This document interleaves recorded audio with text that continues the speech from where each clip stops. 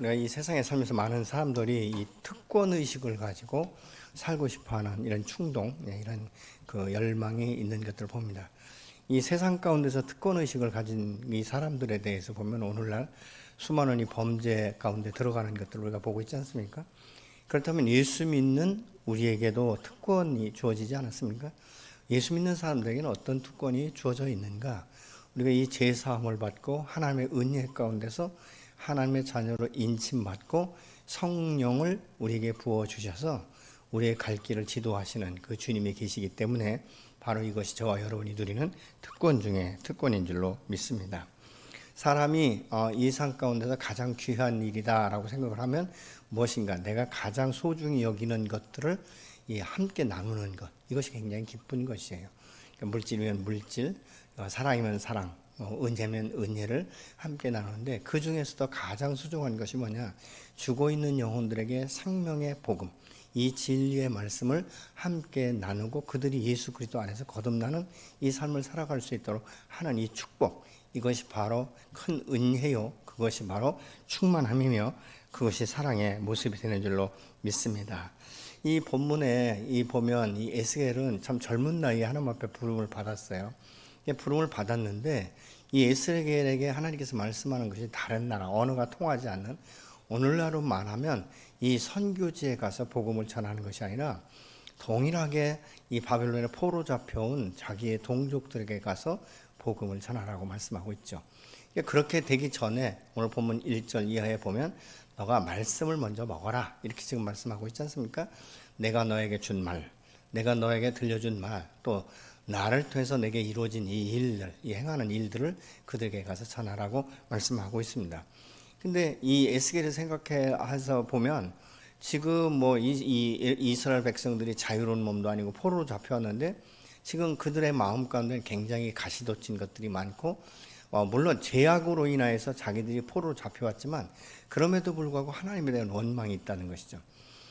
이 원망이 무엇입니까? 하나님이 정말 살아계시고 하나님의 우리가 선민이라면 어떻게 우리를 이 포로로 이곳 가운데 잡혀오게 하는가, 이 과거에 자기들이 어떻게 살았는가, 이것을 보지 않는다는 것이죠. 사람은 항상 현실주의적으로 이 모든 문제를 해결해요.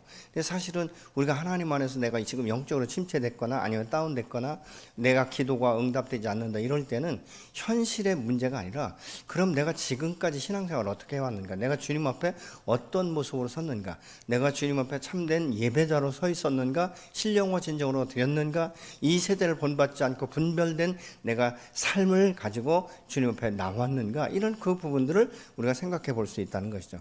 그래서 우리는 이 세상 가운데서 내 자신, 이 신앙생활에 대해서도 평가할 때 그 결과론적인 것, 이 현실적인 것이 아니라 여기까지 다다르게 된 이유가 무엇인지, 그 뿌리가 무엇인지를 사실은 주님 앞에 나가 질문할 필요가 있는 줄로 믿습니다.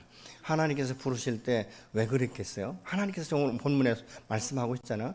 하나님도 이스라엘 백성들에게 에스겔을 보내서 이 진리의 말씀을 선포한다 할지라도 그들이 마음이 강팍하고 이마가 아주 견고해서 돌아오지 않을 줄 알고 있어요. 근데 돌아오지 않을 줄 알면서도 이 에스겔을 불러서 동일하게 말씀하는 거예요. 그들이 돌아오지 않을 거야. 그렇지만 너는 내가 너에게 일러준 말을 그들에게 전해라. 그들이 듣든지 안 듣든지 그것은 그 본인들의 몫이다. 그 지난주에 함께 나눴던 에스겔서 2장은 무엇입니까?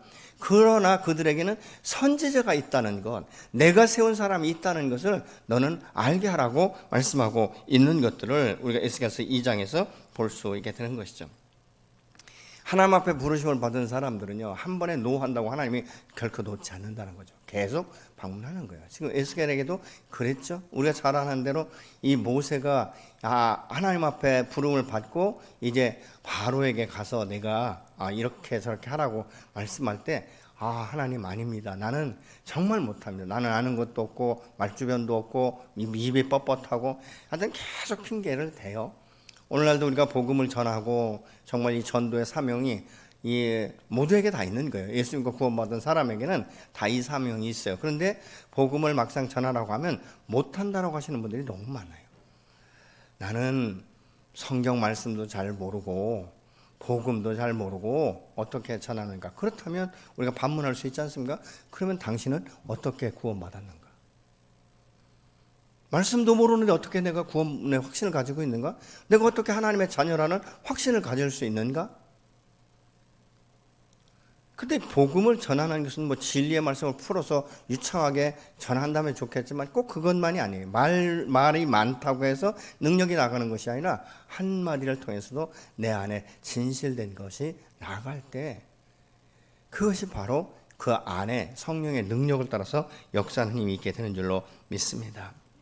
하나님의 사람, 즉 예수 믿고 구원받은 하나님의 자녀들은요, 가장 큰 은혜를 받은 수혜자예요. 우리가 구원받을 때 행위나 어떤 물질로 받은 건 아니지 않습니까? 전적인 하나님의 은혜요, 선물이라고 분명히 말씀하고 있어요. 근데 수많은 사람 가운데 어떻게 내가 그 선물을 받을 수 있었는가? 그 자체도 하나님의 은혜라고 밖에는 말할 수가 없는 것 아니겠습니까? 주의 부르심과 이 사명은 순종을 통해서 하나님께는 영광이며 우리에게는 기쁨과 감사가 되는 줄로 믿습니다. 여러분, 가장 이 큰 사명은 특정인이 아니에요. 모든 믿음의 사람들에게 주어진 것으로 복음을 전하는 것이죠. 복음의 증거가 왜 어렵지 않은가? 내가 경험한 대로만 이야기하면 되는 거예요. 그리고 거기에서 이제 좀 더 우리가 성경을 공부한다든가 뭐 기도한다든가 이런 훈련을 통해서 좀 더 성숙했다면 말씀을 근거로 해서 복음을 증거하면 더 효과적이겠죠. 그러나 그것보다도 가장 중요한 것은 내가 어떻게 예수를 믿게 되었는지, 예수 믿고 나기 전과 예수 믿고 난 후에 내 삶이 어떻게 변화되었는지, 그리고 기도를 통해서 어떤 경험을 했는지, 이런 것들을 간단하게 이해하기만 하면 되는 것이에요. 여러분, 하나님 안에 이 부름받은 사람들 가운데 부정적이었다가 나중에는 그 말씀 앞에 순종한 사람들 통해서 하나님이 놀라운 기적들을 일으키는 것을 우리가 볼 수 있어요. 건강한 사람만이 아니에요. 이 베드로도 무엇입니까? 시몬 베드로 아닙니까? 갈대같이 흔들리고 마음이 연약하고 그냥 다혈질적이고 막 그냥 급한 성질 때문에 실수도 많이 하고.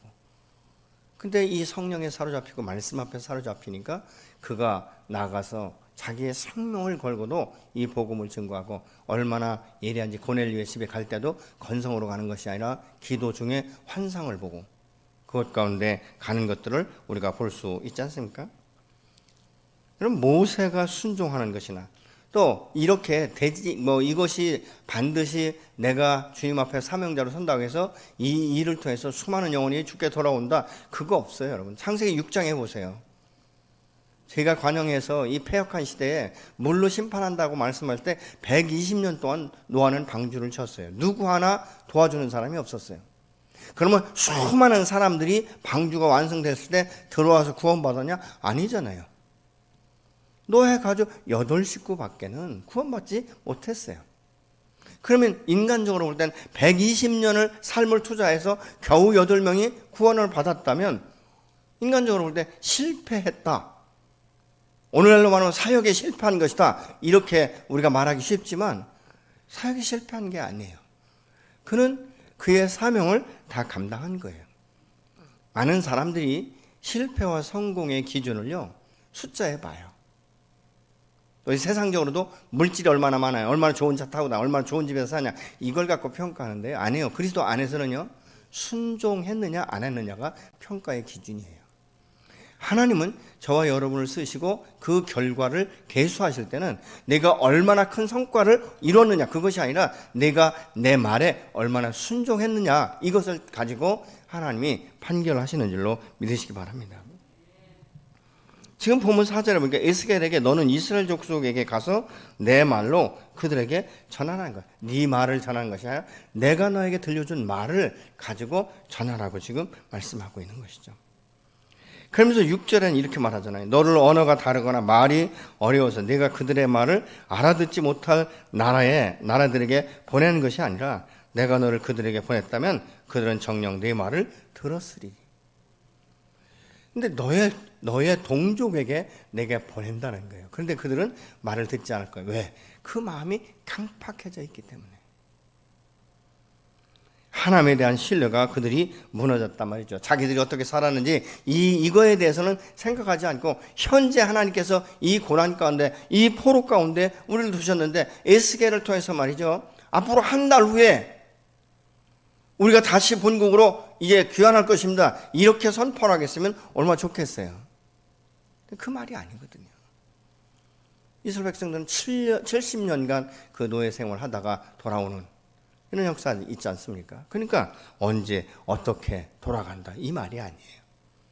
주께서 말씀하신 것을 그냥 증거하는 이 얼마나 이스라엘 백성들이 패역했는지 2장 7절에서는 이렇게 말하고 있어요. 심히 패역해 있는 이스라엘 백성들에게 보내는데 그들의 이 반응에 관계없이 내 말만 전하라. 그들이 듣든지 안 듣든지. 어떻게 보면 마음이 완악하고 강팍하고 오히려 이방인보다도 더 견고한 진들이 그들에게는 있었다는 것이죠. 여호와 하나님께서 이스라엘 백성들의 이 패역함을 알고도 굳이 에스겔을 보내시는 것은 마땅히 멸망될 나라여 땅이요 백성이라 할지라도 그 사랑의 하나님께서 변함없이 한 영혼을 품고 사랑한다는 그것을 보여주면서 선지자가 있다는 것, 그래서 그들이 나중에 핑계치 못하게 할 것에 대해서 지금 말씀하고 있는 거예요. 오늘날 우리가 복음을 증거하는 것도 그거 아니겠습니까? 그들이 듣든지 안 듣든지, 때를 얻든지 못 얻든지, 때로는 눈물로 씨를 뿌리면 기쁨으로 단을 거둘 수 있다라고 말하고 있는 거예요. 그렇기 때문에 이 전도는요, 하루 이틀, 1, 2년 사이에 5년, 10년 안에 이것이 반드시 이루어져야 된다. 아니에요. 그러니까 여러분이 눈물로 기도하고 여러분이 그 눈물로 씨를 심은 그 영혼들은 내가 이 땅 가운데 존재하고 안 하고의 것이 아니라 내 사후에라도 그들은 성령의 역사하심으로 반드시 예수 믿고 구원받는 열매로 나타나게 될 줄로 믿으시기 바랍니다. 우리가 이 성경에 보면요, 하나님께서 보내셨다고 해서 다 엄청난 이름 어떤 족적들이 나타나냐? 그렇지 않아요. 심지어 성경의 인물 가운데 우리가 기억하지 못하는 인물도 또 수도 없이 많아요. 그럼에도 불구하고 그들이 하나님 앞에 순종했기 때문에 그 나라가 그 의가 나타나게 된 줄로 믿습니다. 7절에 보니까 그러나 이스라엘 족속은 이마가 굳고 마음이 굳어 내 말을 듣고자 아니하리니 이는 내 말을 듣고자 아니함이니라. 듣지 않을 걸 알고 에스겔에도 말씀을 지금 하고 있는 거예요. 네가 가서 복음 전해도 내가 이야기한 것 들어도 그들이 바뀌지 않을 거야. 그런데 그들은 내 말을 거역하는 것이 아니라 내 말을 거부하는 것이다라고 지금 주님이 말씀하고 있죠. 이 모세에게 이스라엘 백성들이 계속적으로 불평과 원망을 할 때 모세가 하나님 앞에 나가 기도할 때 뭐라고 말합니까? 모세야, 그들이 너에게 반역하는 것이 아니라 그들이 바로 나에게 반기를 드는 거야 라고 말씀하는 것을 우리가 볼 수 있지 않습니까? 여기서 이마가 굳고, 이 굳고라는 말은 히브리 하자크인데 강한, 견고한 이런 의미를 가지고 있어요. 또 마음이 굳어에서 굳어라는 말은 카셰라는 말인데 어려운, 맹렬한, 가혹한, 완고한 이런 의미를 가지고 있습니다. 하나님께서 이스라엘 백성들을 향해서 뻔뻔스럽고 완고한 마음을 가졌고 그들의 생각이 얼마나 견고한지 바뀌지 않을 것을 알고 계세요. 그러면서도 전하라고 말하고 있는 것이죠. 이 7절 이 본문을 세번역 성경은 이렇게 말합니다. 그러나 이스라엘 족속은 너의 말을 들으려고 하지 않을 것이다. 온 이스라엘 족속은 얼굴에 새 가죽을 쓴 고집센 자들이어서 나의 말을 들을 생각이 없기 때문이다. 얼마나 견고한 새 가죽을 썼는지 듣지 않을 것이다. 아예 들을 생각조차도 없기 때문이다. 이렇게 말씀하고 있어요. 여러분, 될 줄 알고 하는 것도 쉽지 않은데 안 될 줄 알고 이 사역을 한다는 것은요, 이거는 아무나 할 수 있는 게 아니에요. 여호와를 신뢰하는 자들만이 할 수 있어요. 그냥 단순하게 주께서 그렇다라고 하시면 그런 줄로 알고 그렇게 믿고 나가는 것. 우리가 사업할 때도 실패할 줄 알고 사업 시작하는 사람이 어디 있겠어요? 우리가 전도할 때도 전도 안 될 줄 알고 전도하는 사람이 어디 있겠어요? 나름대로는 선택하지 않아요? 이번 전도 집회 때는 내가 이 사람에게 복음을 전했다. 나름대로 선택하지요. 근데 복음을 전하다 보니까요, 그렇더라고요. 겉으로 볼 때 굉장히 유한 것 같은 사람에게 복음을 전하면 잘 될 것 같은데요, 그 속이 얼마나 강박한 사람이 있는지 몰라요. 겉으로는 굉장히 유한데 복음에서만큼은 얼마나 강력하게 밀어내는지. 오히려 외적으로 아주 거친 사람, 저 사람에게 복음 전하다가 잘못하면 내가 망신당할 수 있겠다라는 사람에게 복음을 전하다 보면 의외의 변수가 나와요. 그래요, 내가 죄인이에요. 너무 쉽게 대답해요. 근데 유하고 뭐 세상 말로 저 사람은 법도 없이 산다 이런 사람은요, 그 마음이 얼마나 강박한지. 내가 왜 죄인이냐. 꼭 그 사람들이 물고 들어가는 게 예수 믿는 사람들은 나보다 더 못되게 사는 사람이 많더라, 이런 이야기를 꼭 같이 달고 들어오는 것을 보거든요. 그러니까 이 복음이 들어가는데 얼마나 그 마음밭이 기경이 돼야 되는지. 그래서 주님께서는 말씀하는 거예요. 사람을 외모로 취하지 마라. 외모로 판단하지 말라는 거예요. 그러니까 하나님께서 에스겔을 부르셨는데 이 에스겔은 그럴 줄 알고 그곳 가는데 가려고 하니까 성읍에 순종을 못하겠다고 말한 거예요. 계속 주님께서 말씀하시니까 가는 것이죠. 여러분, 복음은 능력이에요. 생명력입니다. 어떤 이들에게는 그러나 미련한 것이 되기도 한다는 것이죠. 우리가 그러나 그 결과 때문에 위축될 필요가 없는 것은, 우리가 전하는 것은 생명의 말씀이며 진리이기 때문에 그렇습니다. 사망에서 생명으로 옮겨지는 이 능력의 말씀이기 때문에 그런 것입니다. 죄인이 죄 사함을 받고 심판에 이르지 않는 결과를 가져오는 것이기 때문에 우리가 그럼에도 불구하고 복음을 증거할 수밖에 없다, 그 말입니다. 우리가 그럼에도 불구하고 이 복음을 전하다가 상처받는 사람들 중에 많은 부분을 차지하는 게요, 항상 결과에 모든 목적을 두기 때문에 그래요.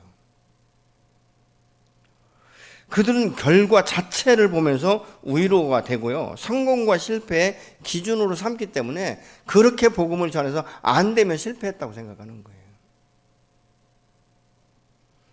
우리가 복음을 전한 건요, 10명에게 전해도 한 명도 돌아오지 않아요. 그러니까 전도 대상자를 기록하고 전도 집회 날짜에 맞춰서 데리고 오려고 하면요, 얼마나 핑계가 많은지 몰라요. 애가 아파서, 뭐 열이 나서, 뭐 바빠서. 근데 나중에 보면 아닌 것들이 너무 많거든요. 저도 전도하고 약속 다 해놓고 주일날 모시러 갔더니 어떤 분이 그러더라고요. 안 간다니까? 그러는 거예요. 그래서 아니, 어저께도 꼭 교회 가신다고 약속했잖아요. 그랬더니 아니, 자네가 불쌍해서 그냥 내가 간다고 얘기해 준 거야. 이거 대책이 없는 거예요. 어떻게 돼요? 포기해야 되나요? 아니요. 다음 전도 집회 때, 아니 그 전부터 계속 그 영혼을 붙들고 기도하는 거예요. 전도 집회 때만이 아니라 지속적으로 그 영혼을 놓고 기도하는 것이죠. 어느 땐가는 반드시 성령의 역사하심을 통해서 그가 돌아오는 역사가 일어나게 될 줄로 믿으시기 바랍니다. 전에 번역 선교사로 파송되신 그 선교사님 한 분이 기도 편지에 이렇게 편지를 했어요. 요즘에 내가 이곳 가운데 와서 뭐 이렇게 몇 년이 지났는데 아직도 아무것도 나는 한 일이 없다. 결과가 아무것도 나타나지 않는다. 이게 번역 선교는요, 어떤 경우에는요, 언어는 사용하고 있지만 그 나라에 문자가 없는 나라도 있어요. 대화는 하는데 글이 없는 거예요. 그래서 이 번역 선교사님들이 들어가서 첫 번째 하는 게 그 언어를 글로 표현하기 시작하는 거예요. 그래서 성경을 먼저 번역하는 것이 아니라 이 언어의 사전을 먼저 만들어줘요. 그리고 나서 이제는 성경을 번역하기 시작하죠. 그러니까 하나님 앞에 기도했다는 것이죠. 하나님, 내가 이 땅 가운데 온 것이 내가 자원한 것 아닙니까? 혹시라도 수년간 이렇게 했는데 아무 성과도 없는데, 그렇다면 하나님, 내가 다른 곳으로 가야 되면 말씀해 주세요. 이게 이 선교사들한테는요, 이게 대단한 일이에요. 왜냐하면 이 고국에서 후원하는 사람들은요, 꼭 결과를 먼저 요구하는 경우가 많거든요. 너 지금 뭐 하고 있냐? 그래서 이 일을 안 하는 것 갖고 무슨 언어 훈련 받고 이러면요, 선교비를 끊어버리는 교회도 있다니까요. 이거 어려운 거죠. 근데 그 선교사님이 사람 앞에 기도하고 질문하고 하는데 어느 날 주의 음성이 들리더라는 것이죠. 너가 지금 아무 일을 안 하는 것 같아도 내가 이 땅 가운데 와 있는 이 자체가 너의 선교 사역을 잘 감당하고 있는 것이다. 왜냐고 질문하니까 이렇게 주님께서 말씀하시는 것 같더래요. 네가 이 땅 가운데 오지 않았으면 너를 후원하는 사람이, 너를 아는 사람이 이 땅을 놓고 이 땅의 영혼들을 위해서 기도하지 않았을 것이다. 그러니까 내가 이 땅 가운데 왔기 때문에 너의 기도 편지를 받고 그들이 이 나라와 이 땅과 이 민족과 그 영혼을 놓고 끊임없이 기도하고 있지 않느냐. 그것이 내가 너를 이 땅 가운데 보낸 목적이라고 말씀하셨다는 것이죠. 십수년이 지난 지금에는요, 신구약 성경이 다 번역됐습니다. 놀랍지 않습니까? 그래서 지금은 그 기록된 이 성경을 가지고 그들이 신앙생활을 할 수 있도록 하나님께서 축복하신 것이죠. 내가 서 있는 이곳, 나로 말미암아 멸망되는 이 땅 가운데 빛이 들어오기 시작하고 생기가 들어가기 시작했다는 놀라운 일 아닙니까? 여러분이 지금 이름을 떠올리고 기도하고 전도대상자를 기록해서 기관에서 기도하고 뭐 중보팀들이 기도하고 이런 모든 것들이 우리가 볼 땐 사사로운 것 같지만 하나님이 보실 때 가장 기뻐하는 거예요. 한 영혼을 놓고 그 많은 사람들이 기도하고 있구나. 사실 그 이름으로 기록되어서 지금 전도대상자로 기록되어 올라온 그 사람들은요, 축복받은 영혼들이에요. 여기에 올라오지 않았다면 뭐 제가 기도하겠습니까? 여러분이 기도하겠습니까? 전도자만 기도하겠죠. 올라와 있기 때문에 우리가 함께 기도하는 게 아니겠습니까? 성경 분명히 말하죠. 한 겹줄보다 두 겹줄, 두 겹줄보다 세 겹줄이 낫다라고 말씀하고 있지 않습니까? 한 영혼을 위해서 수많은 사람들이 여러 명이 함께 합심해서 기도할 때 그 영혼을 성령을 통해서 역사하시는 하나님께서 그냥 버려두시겠습니까? 반드시 깨닫게 하실 줄로 믿습니다. 이스라엘 백성들이 얼마나 강박하면 이 얼굴에 새 가죽을 쓰고 고집이 센 자들이라고 하나님께서 말씀하겠어요.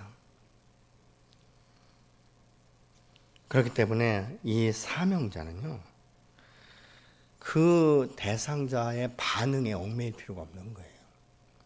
다시는 전하나 봐라, 다시는 내가 내 이름을 기록하나 봐라, 이렇게 할 필요가 없어요. 그 사람의 반응은요, 사실은 지금 기도하고 있기 때문에 어떻게 보면요, 갈등을 겪고 있는 거예요. 그 안에서 영적 전쟁이 일어나고 있는 거예요. 고통스러운 거예요. 그러니까 반대급부적으로 강력하게 밀어내는 거예요. 이게 사단의 역사예요.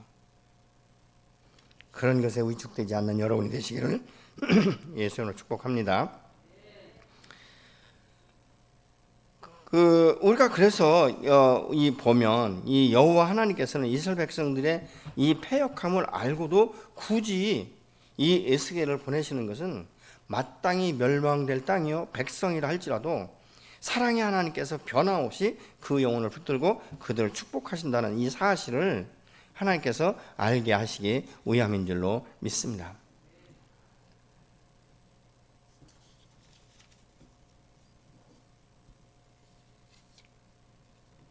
그래서 이 에스겔에게 여호와 하나님께서 말씀하시기를 그들의 생각이 견고하고 마음이 강팍해서 너의 말을 듣지 않을 것이다. 그러나 너는 그들에게 가서 11절에 그들이 듣든지 아니 듣든지 그들에게 고하기를 여호와의 말씀이 이러하다 하라, 이렇게 하라는 거예요.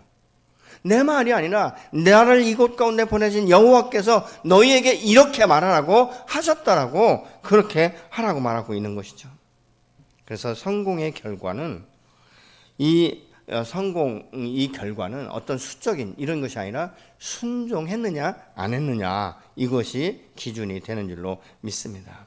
그가 얼마나 좋은 결과를 얻었는가, 우리는 결과로 그 사람의 성공 여부를 말하려는 이런 유혹을 항상 받는 것 아니겠습니까?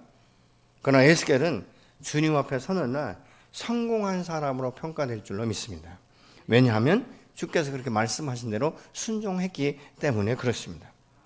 우리가 주를 섬기고 교회 공동체를 섬기고 이 사람을 세우는 이 일이요, 기쁨 가운데 우리가 자유롭게 하고 이렇게 할 수 있어야 돼요. 근데 사람들의 격려와 칭찬에 의해서 내가 한다면 이것은 하나님을 기쁘게 하는 것이 아니고 성령에 의해서 내가 이 감사함으로 이 섬기는 것이 아니에요. 이거 뭐예요? 사람들의 격려나 위로를 받기 위해서 하는 거예요. 그렇다면 나는 하나님의 종이 아니죠. 사람의 종이 될 수밖에 없다는 것입니다.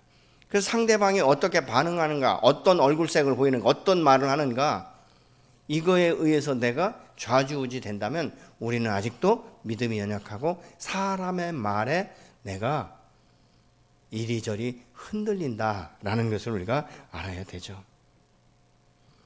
하나님은 에스겔을 지금 이마가 굳고 마음이 굳은 사람들에게 보내시면서 그들보다 더 강하게 한다라고 지금 말씀하고 있어요.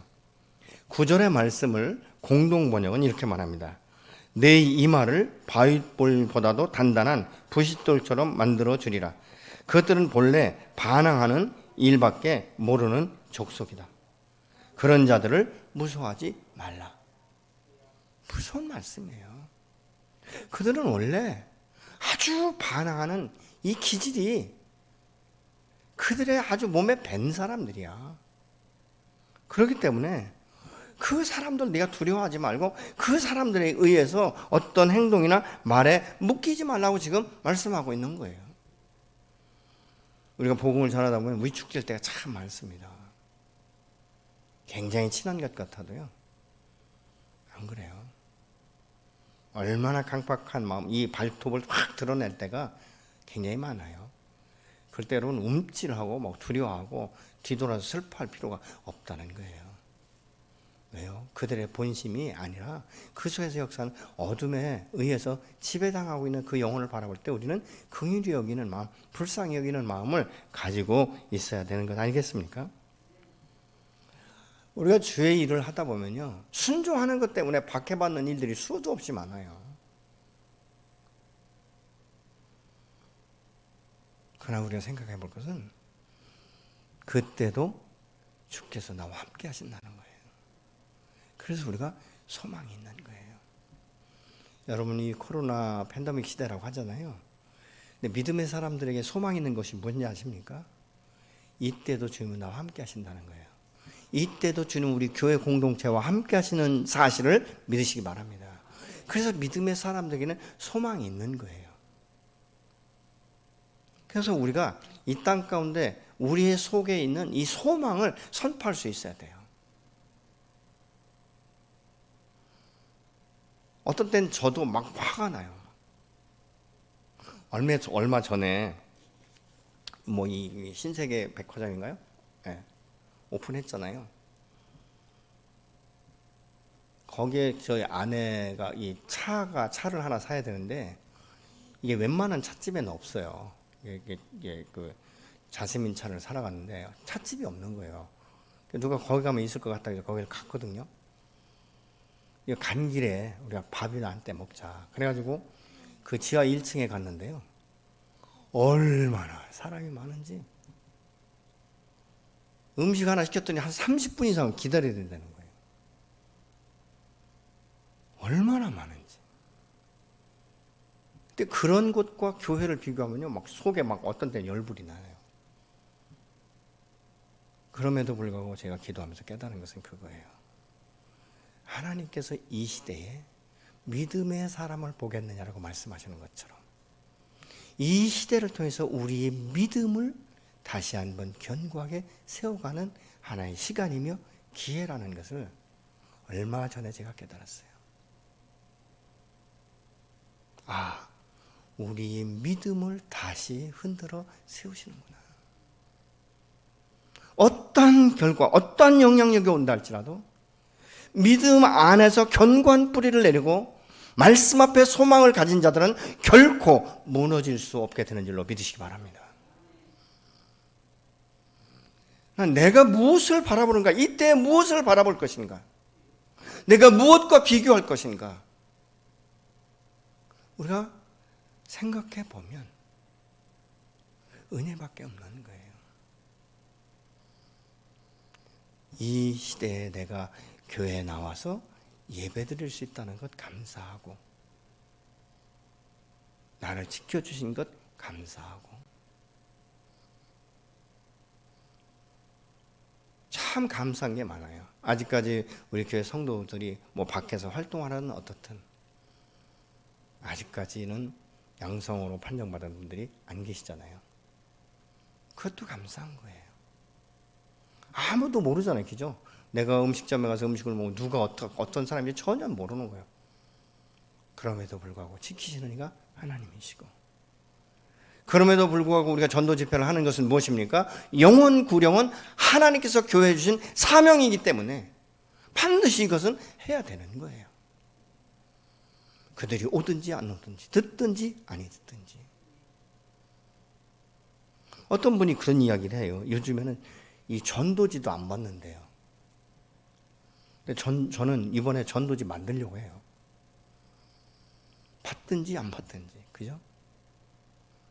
우리가 전도지 1000장을 돌려서 한 영혼만 돌아온다면 이건 뭐 말로 표현할 수 없는 기쁨이죠. 아니, 어쩌면 10,000장을 돌려서 한 영혼이 주께 회개하고 돌아온다면 이건 엄청난 축복이에요. 저는 우리 교회에서 지금 전도 집회를 위해서 전도 대상자를 놓고 기도하는 것이 결코 헛된 일이 아니고 땅에 떨어지는 것이 아니라 그 영혼들이 반드시 어느 때가 되면 꼭 우리 교회 아니라도 예수 믿고 구원받는 이 영생의 축복과 함께 진리 안에서 이 신앙생활을 새롭게 하는 이런 분들이 수없이 일어날 것에 대한 기대감이 있습니다. 그렇기 때문에 우리가 함께 기도하는 것이죠.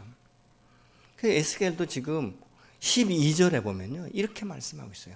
주의 영이 너를 일으킬 것에 대해서 지금 말씀하고 있죠. 때에 주의 영이 나를 들어 올리시는데 내가 내 뒤에서 크게 울리는 소리를 들으니 찬송할지어다. 여호와의 영광이 그의 처소로부터 나오는도다 하니. 주의 영은 성령을 가리키는 누아의 카도시라는 말이에요. 그래서 이 성령이 에스겔을 움직이게 지금 하신 거예요. 에스겔은 여호와의 처소에서 나는 영광을 찬송하리라는 이 말을 들은 거예요. 놀랍지 않습니까? 인간적으로 생각하면 절망하고 좌절할 수밖에 없지만 실패자인 것 같이 보이지만 여호와 하나님께서 에스겔을 붙들어서 지금 성령의 역사와 성령의 소리를 듣게 하셨다라고 말씀하고 있는 것이죠. 성령을 따라 움직이는 사람은 실패가 없는 거예요. 14절에 보십시오. 주의 영에 들림받아서 내가 갈 때 근심하고 분한 마음으로 가는 에스겔에게 여호와의 권능이 힘있게 감동시키셨다라고 고백하고 있잖아요. 그러니까 에스겔도 다 기쁜 건 아니었어요. 막 분함이 있었다는 거예요, 그 안에. 그죠? 큰 힘도 되고 막 분한 마음에 들림받아 가면서도 그런 마음이 있었는데, 그렇게 그런 마음을 가진 에스겔에게 여호와의 권능이 힘있게 감동시켰다고 고백하는 거예요. 여러분, 성령이 충만하고 정말 말씀으로 충만하고 성령이 나를 감동시킬 때 우리는 변화될 수밖에 없는 거예요. 하나님 은혜 앞에 감사할 수밖에 없게 되는 줄로 믿습니다. 성령의 도우심과 인도하심이 있었기 때문에 에스겔이 순종할 수 있었던 거예요. 오늘날 저희 여러분이 순종할 수 있는 것은 성령의 도우심이 있기 때문에 우리가 순종하게 되는 줄로 믿으시기 바랍니다. 우리 자신의 인간적인 힘만 가지고는 사명을 감당할 수 없어요. 그거 얼마 못 가요. 결과도 없는 일들을 혼자 해나가는 것은요, 정말 힘든 일이에요. 얼마나 많은 갈등이 일어나는지 몰라요. 전 그런 생각을 해봤어요. 노아가 120년 방주를 졌다, 이렇게 단순하게 우리는 창세기 6장을 통해서 알고 있지만 사실 그도 그 안에 얼마나 갈등이 있었을까. 매일매일 방주를 치면서 아무도 돌아보지 않고 지나가는 사람마다 욕하고 애면하고 별의별 소리를 다 들으면서도 그것을 감당할 수밖에 없었던. 여러분, 신앙생활 제대로 하려면요, 사실은 외로운 이 삶, 외로운 싸움, 이게 때로는 필요해요. 바른 소리 하는 사람 별로 좋아하는 사람들 없어요, 여러분. 그럼에도 불구하고 우리가 해야 되는 것은 무엇입니까? 우리 주님은 살아계시며 전능하시며 유일하신 하나님이시며 나를 구원하셨기 때문에 오늘도 우리가 복음을 전하는 사명을 가지고 하는 것 아니겠습니까? 여호와는 나의 목자시니 내게 부족함이 없도다. 그가 나를 푸른 초장 쉴 만한 물가로 인도하신다라고 말하는 시편 23편의 기자의 말처럼 오늘도 저 여러분을 인도하시고 붙들고 계신 그 하나님께서 우리에게 다시 한번 사명을 주셨고 이 전도의 사명을 감당할 때 우리는 꼭 결과를 바라보는 것이 아니라 그들이 듣든지 아니 듣든지 주께서 내게 주신 사명이기 때문에 순종할 때 그들 안에서 성령의 능력과 역사가 함께 나타나며 이후에 아름다운 결과들로 나타나게 될 줄로 믿습니다. 그래서 날마다 하나님께서 여러분에게 찾아오셔서 위로하시고 격려하시고 너무 외면하지 마라. 나는 한 번도 너를 떠난 적이 없고 너를 외면한 적이 없다. 지금도 이 에베네셀의 하나님께서 저와 여러분과 함께 동행하시고 여기까지 인도하신 하나님께서 여호와 일의 하나님이 되셔서 앞으로도 지속적으로 인도하실 줄로 믿으시기 바랍니다.